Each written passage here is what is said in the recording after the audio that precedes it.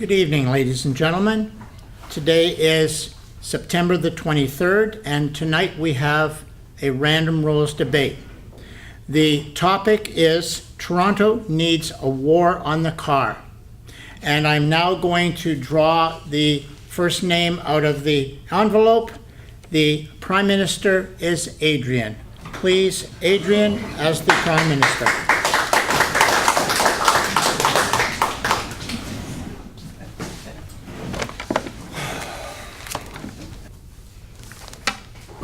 Mr. Speaker, ladies and gentlemen, the resolution before the House is Toronto needs a war on the car.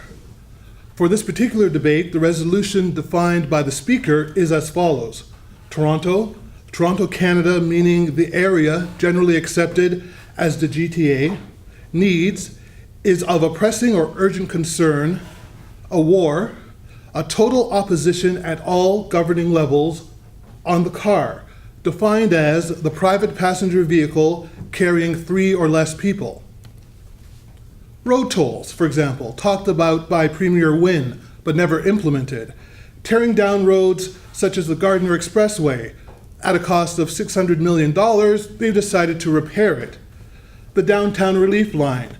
Congestion charges for driving through the rush hour. Toll roads on government-operated highways. Increased gasoline taxes to discourage car use. None of these things have really taken hold in the GTA. The government mentions this to briefly show that there is not a war on the car currently happening in the GTA. That being said, there are 3 main broad reasons why there should be a war on the car in the City of Toronto and the GTA. The first reason is the reduction of financial costs of commuting by cars. The second reason is the prevention of the personal and environmental cost. And the third reason is the discouragement and prevention of wasteful land use / urban sprawl. In the Metrolinx cost of road congestion in the Greater Toronto and Hamilton Region study of 2008, the annual cost of congestion is $3.3 billion to commuters, $2.7 billion to the cost of the economy in productivity, 57 minutes a week for the average driver, and 42,000 job losses in the region. In this particular job market, is it good that we're throwing away 42,000 jobs? Of course not. Is it good that the economy is being dragged so it's not at its full potential? That's not really good either. Why is it not good? Because according to the Conference Board of Canada, low productivity levels present an enormous challenge for Canada's future economic prosperity, and of course the GTA's future economic prosperity as well. Compared to the United States, we're about 20% lower than we need to be. Economists all across the GTA and Canada are tearing their hair out trying to find ways to improve productivity. And here's an easy way if we can move off our fixation with skewing our policy choices toward the car. Time, for example, is another precious asset. Once spent, we can't get it back.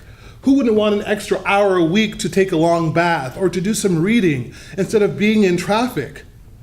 And furthermore, and this is another interesting thing, according to a study called the Fundamental Law of Road Congestion, it costs $519,000 to maintain a kilometer of highway. Yet the benefits to the users of highways, for example, is only $227,000. The lack of policy initiatives that go against the car, the lack of a war on the car, is directly fueling these costs. That's why we need a war on the car at all 3 levels. The second reason is the detrimental environmental cost. According to the study Path to Healthier Air by Toronto Public Health, it states that, quote, 280 premature deaths and 1,000 hospitalizations are contributed by jammed streets and expressways. Furthermore, people living near major roads are exposed to more toxins, end quote.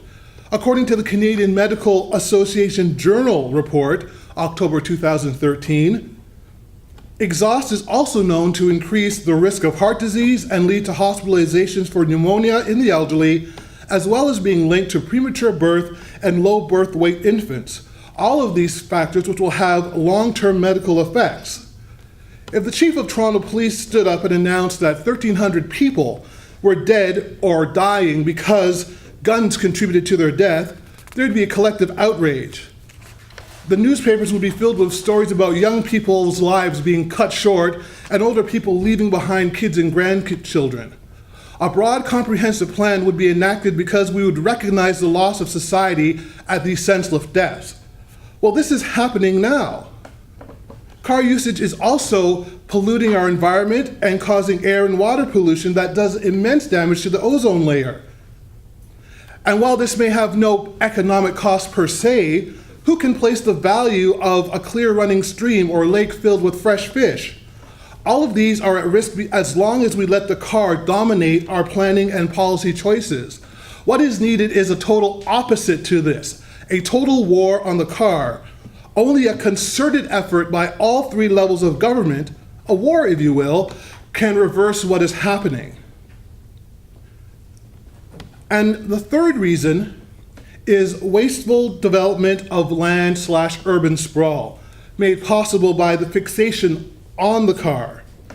Housing developments that are car-driven are composed primarily of single-family homes with lush green front yards and lush green backyards and lots of space for the kids to play in. However, this takes up more arable farmland. It lowers density so much that public transit becomes inefficient and expensive. Think of Mississauga or Brampton versus downtown Toronto. It increases the cost of city in providing services, and it destroys prime arable farmland and green space, which quite frankly, we can't get back. Urban sprawl depends on it being easy to get to where you want to go by the private vehicle. That is why, ladies and gentlemen of the House, we need a concerted strategy to reverse this, to reverse the fact that cars have been the dominant factor in policy planning. In conclusion, there is not a war on the car happening now. The government has given 3 reasons why one is needed, as well as why the current situation isn't beneficial in any way, shape, or form to the people of the GTA. For all these reasons, we humbly ask that the House support the motion.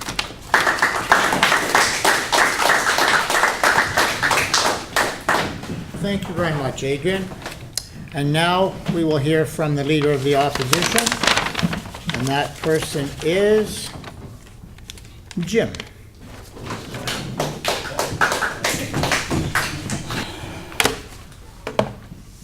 Ladies and gentlemen, Mr. Speaker, the Prime Minister has given us a wonderful view of utopia here, ladies and gentlemen, but I'm not too sure if he's pushing for a war on the car or for the war on single families in Mississauga. There is definitely a need to stop people living in Mississauga. I definitely got that out of what he was saying in his third point, with the wasteful land use and so on and so on.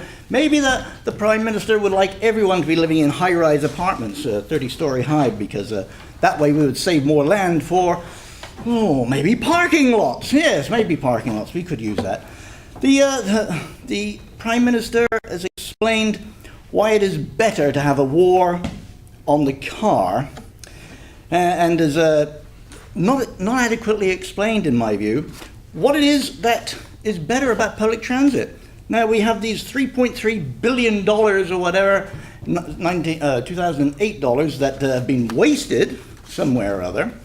But what, ladies and gentlemen, would public transport do to alleviate that? Like, you're losing time when you're driving in traffic, fine. But public transport is not a panacea that the Prime Minister is making it out to be. No, you are there, you're on public transit and you're stuck there for an hour, 2 hours.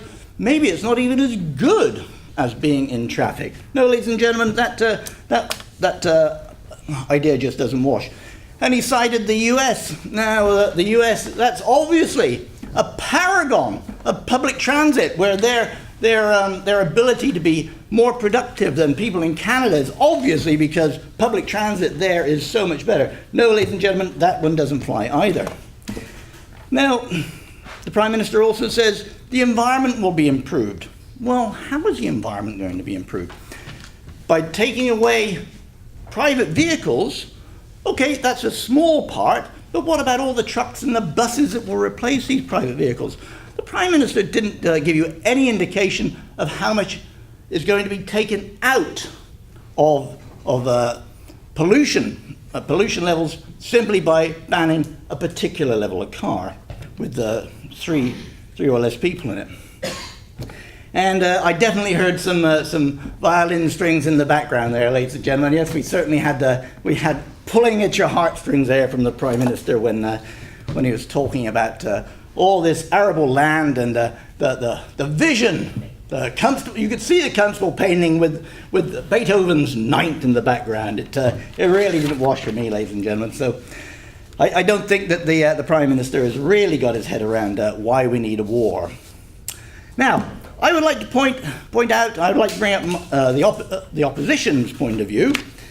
And to be specific, I have two, maybe three items that I can get into here. What is it the Prime Minister needs to prove? He's got to prove that the war, so-called war, will benefit Toronto residents. How is this going to happen with what the Prime Minister has told us this evening, ladies and gentlemen? Has he squared this greater good, which wasn't proven, by the way, this so-called greater good, with reality? And ladies and gentlemen, the reality comes with dollar signs. It comes with more taxes. It comes with a much better transit system, which we don't have here in the GTA. And that's going to cost dollars. It's going to cost dollars for toll roads. It's going to cost dollars for various congestion charges downtown. Don't be fooled. It's going to be costing you a lot more. Not just you, but at 3 levels of government, the whole of Canada. How far is that going to get you? Not very far, ladies and gentlemen. The second point, public transit currently, and for a long time, maybe forever in the foreseeable future, is not going to be able to handle this sudden amount of extra people.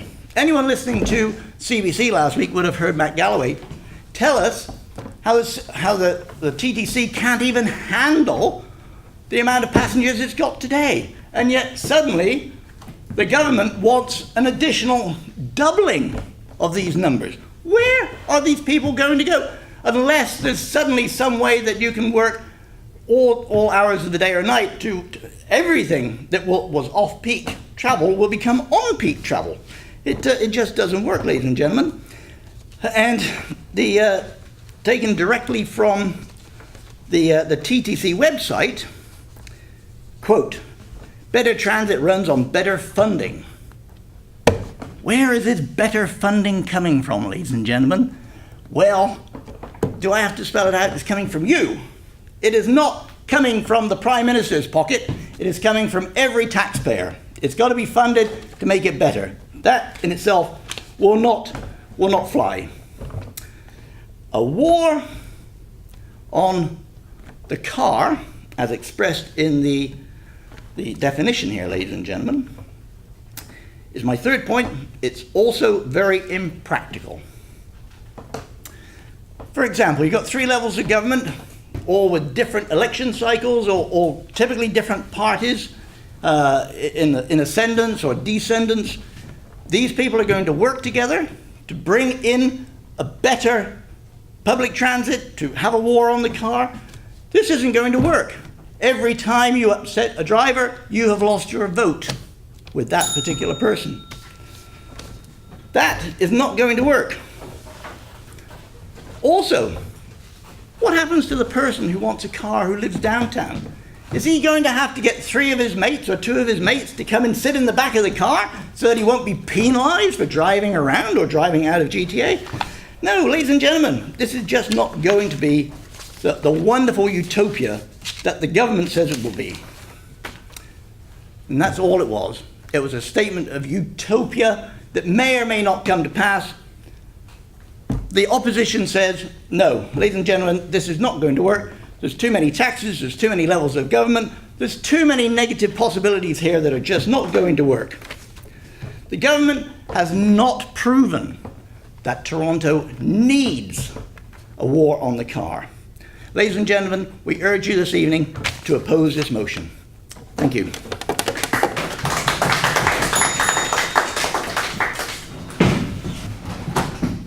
Thank you very much, Jim. And now we will hear from the member of the government who will speak to us for 5 minutes, and that person is Nicholas.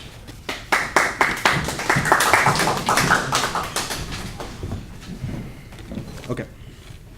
Ladies and gentlemen, so you've heard some arguments tonight, some feeble from the opposition side, and some which I think stand on their own. So let me talk for a minute about what the opposition just said.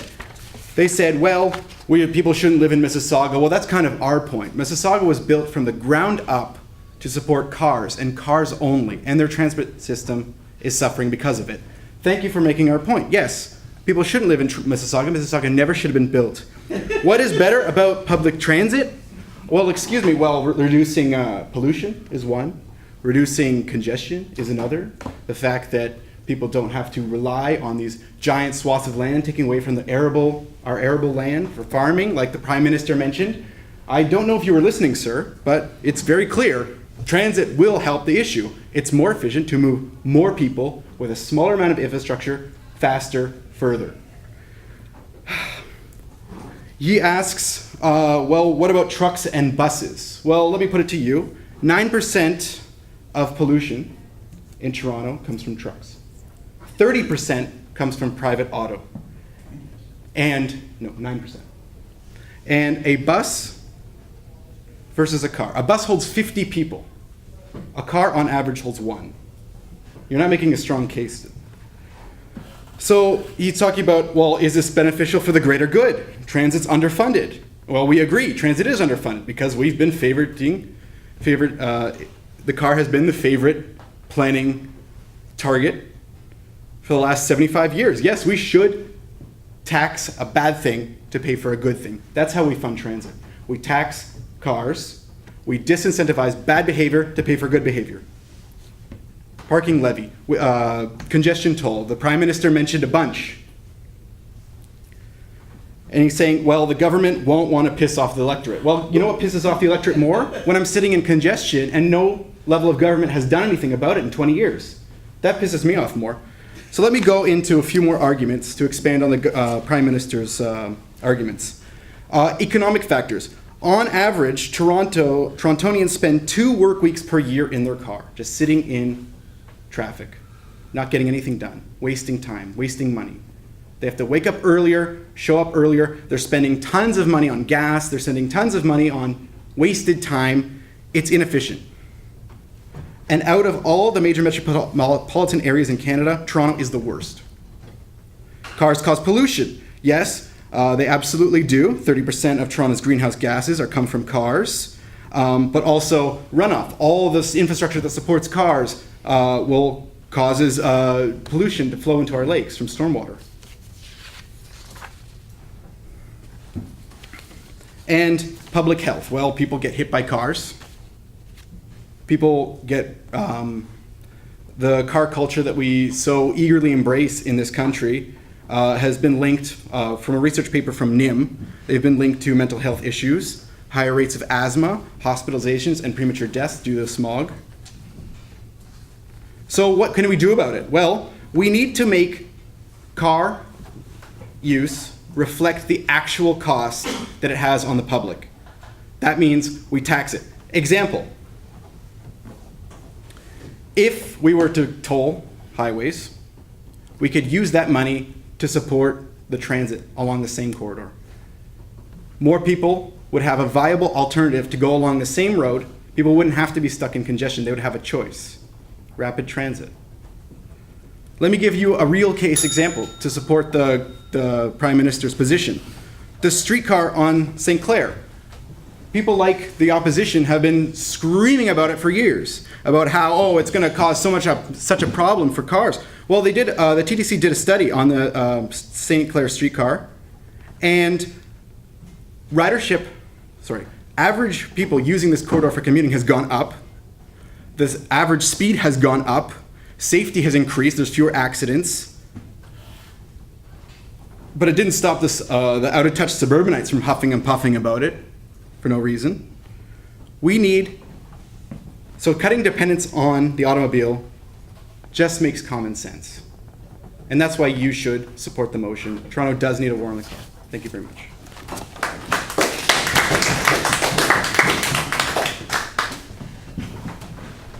Thank you very much, Nicholas. And now for our final speaker, we will hear from the member of the opposition, Dean. Please welcome Dean.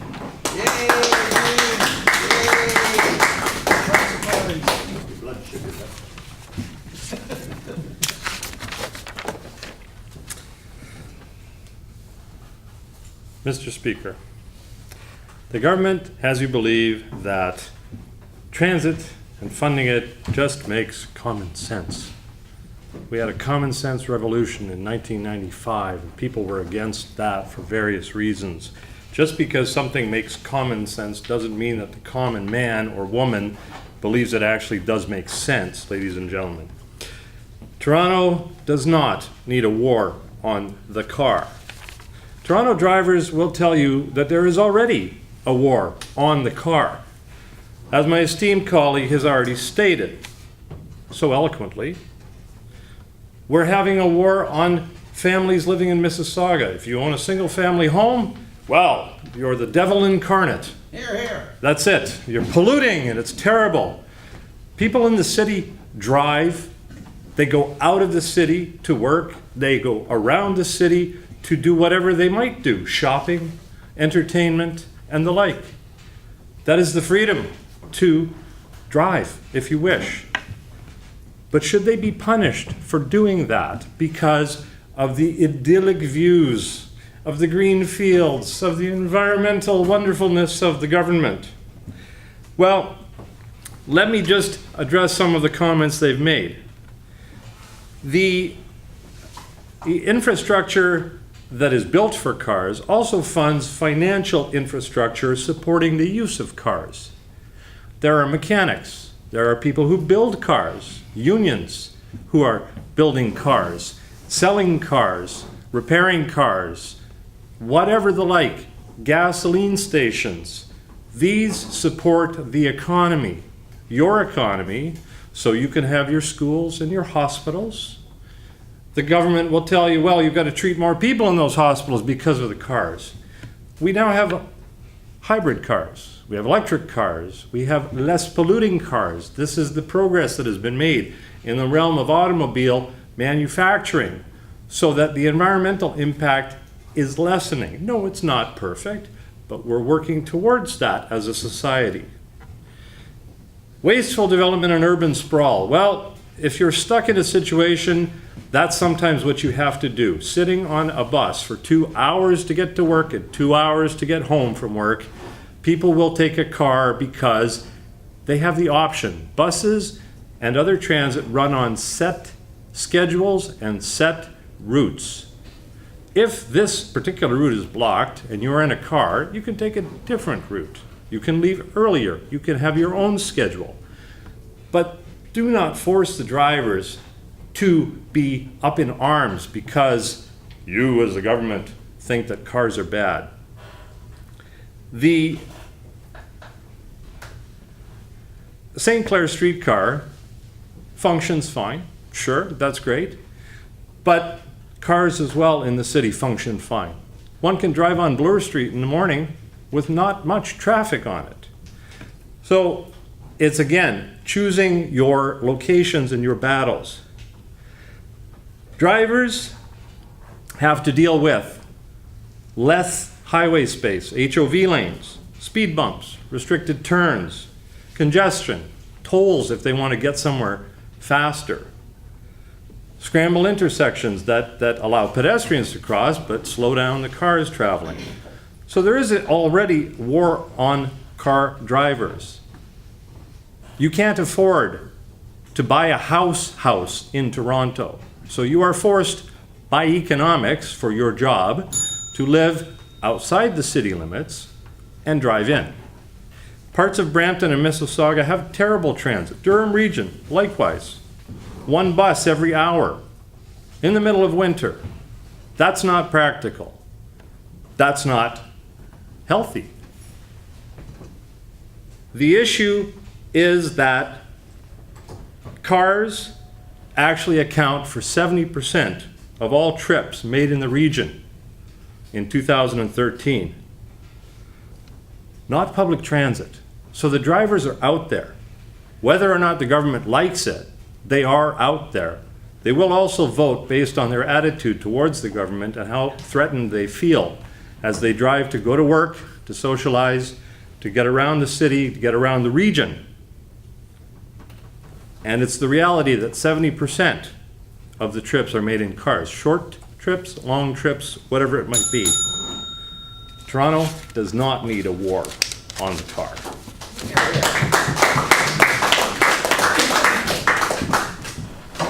Thank you very much, Dean. And now we will hear from the Leader of the Opposition, Jim, to give his 2-minute summary. Thank you, Mr. Speaker. Ladies and gentlemen, the Prime Minister and his esteemed colleague, a member of government, has given you many reasons why Mississauga should be banned. We in the opposition do not have a particular stand on whether Mississauga should be there or not, but the government has identified the fact by saying, quote, Mississauga should never have been built. And Mississauga is taking up too many fields that should be used for the common good, whatever that might be. Ladies and gentlemen, the government has singularly avoided making any sense of the proposition this evening. They have told you it's better by the better way, but they haven't told you about all the extra delays that are part of being on the better way. They haven't identified that the better way, the public transit, will take you downtown, but it will not take you across town in any particular hurry. We have basically from the government that car use may cause death. That's really what they're saying here. And we need a war against this obnoxious machine that all levels of government are going to support. Well, it's not going to happen, ladies and gentlemen.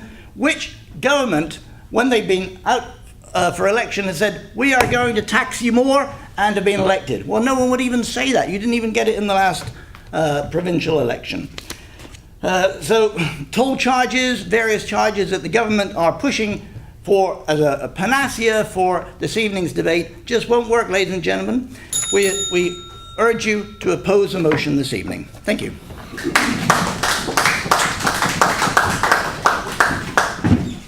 Thank you, Jim. And now for our final speaker, the Prime Minister. Please welcome Adrian.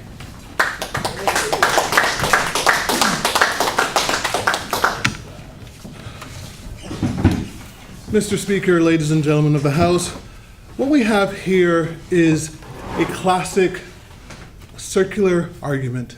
We have a classic, which is first, the chicken or the egg?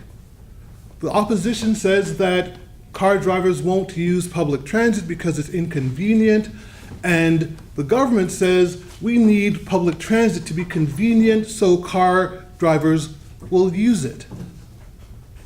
The question, therefore, is which is more likely to happen? Which is more logical place to start from? And the government believes that the logical place to start from is where most of the people are currently using car travel. In order to get more people to go into public transit, it makes more sense to dissuade people from using cars as much as they do. Because once that happens, we will have a virtuous circle. As public transit becomes more popular, as it becomes more funded, it becomes more convenient. Car drivers will use more public transit, and the cars on the road will decrease.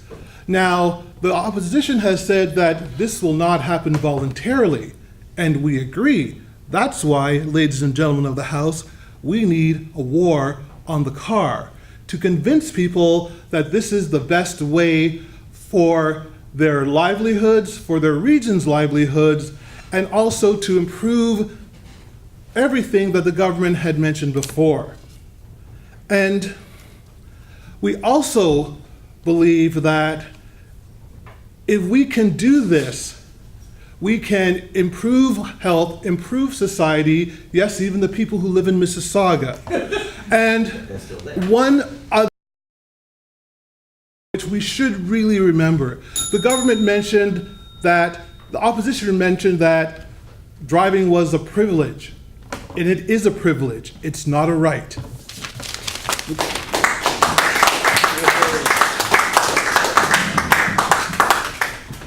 Thank you, Adrian. And now we have our adjudicator, Dave, to give us his results and his ideas of the debate. Please welcome Dave.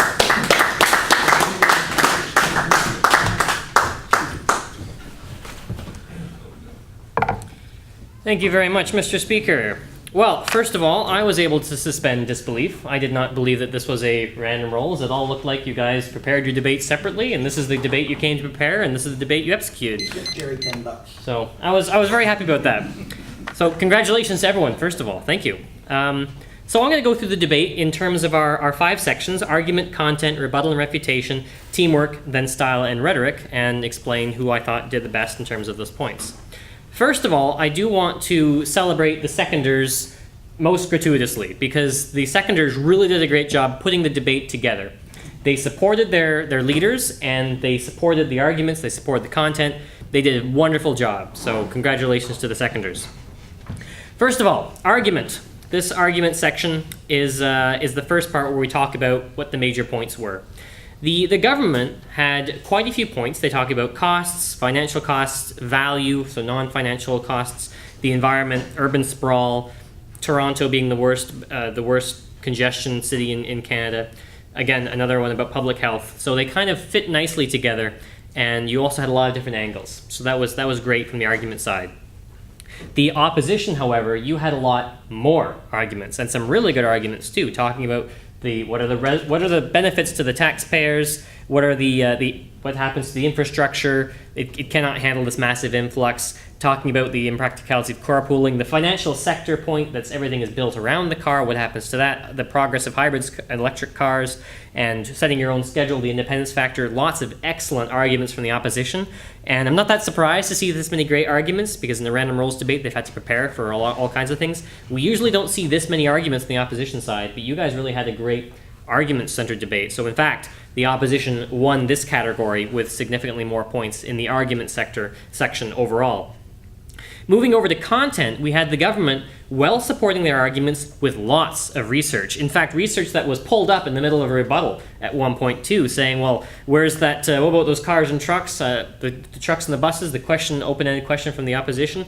And Nicholas, you were able to come back and say, oh yeah, well that's 9% versus 30%. Like you use the content exactly the way content is supposed to be used in the debate, so that was excellent. And lots of studies, lots of quotes from the TTC, looking at quotes from the AMA, the conference board, lots of numbers about how many billions of dollars in lost jobs, all that kind of thing. Less content from the opposition side. I think the leader of the opposition only had one source that I heard talking about a quote from the TTC saying better funding, which kind of seems self-evident to me, and so weak evidence there. Some better content from the opposition seconder talking about 70% of all trips are taken along in 2013 by car, and Bloor in the morning, a bit of anecdotal perhaps, I'm not quite sure, but definitely the content winner is over to the government again. Rebuttal and refutation. This one is actually a dead heat because both sides did extremely well on rebuttals. We don't score the Prime Minister for rebuttals, so the seconder for the opposition, the seconder for the government score is multiplied by 2 to get the team score, and both sides did an extremely good job hitting every single one of those major points, talking about public transit, in the US, talking about tolls, voters, and they also spoke the same language in the rebuttals. And this is something that sometimes gets missed, where the debate does not actually meet in the middle. The points kind of go over each other's head. They just kind of paint broad brushstrokes, but they really got into it in the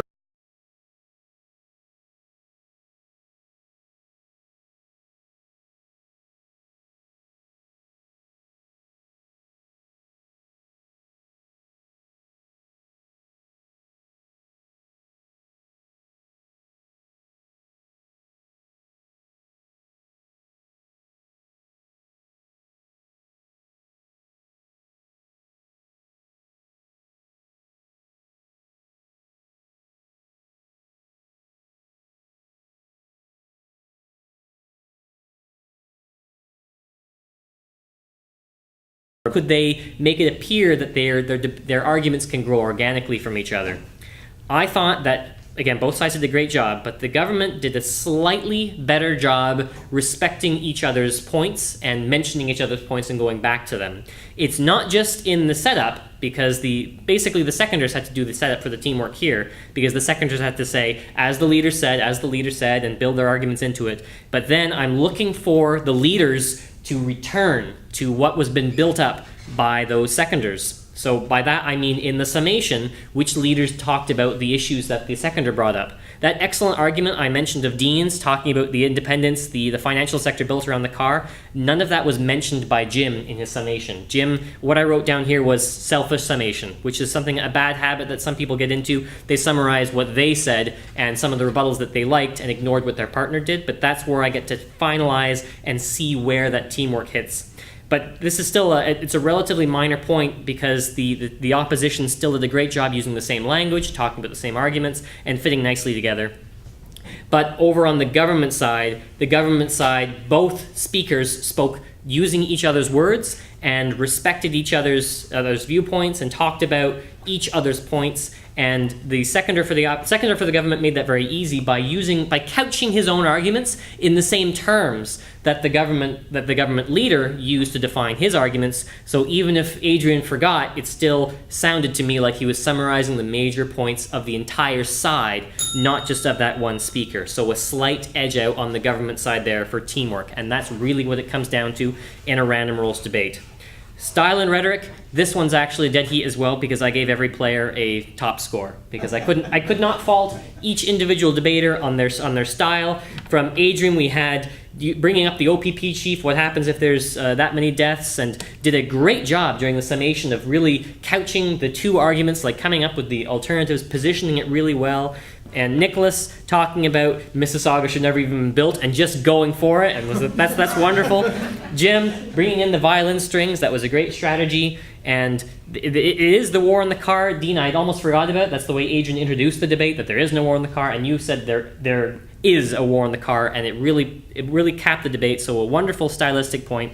And full disclosure, before I announce the score, I'm a Mississauga resident, and it gets better. And my girlfriend and I drove here separately in 2 different cars today. So that's full disclosure. The winner is the government by a score of 71 to 65. So could I please see the leader of the government?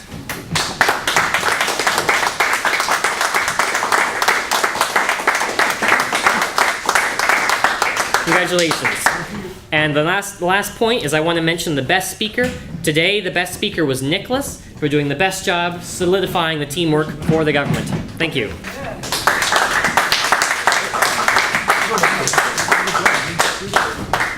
And now we have the popular vote, and I was worried that it might be tied and I might have to make the decision, because I could not. It was so close. I could not have made the decision myself. The winning team is the government, again, by a score of 7 to 6. So if I could see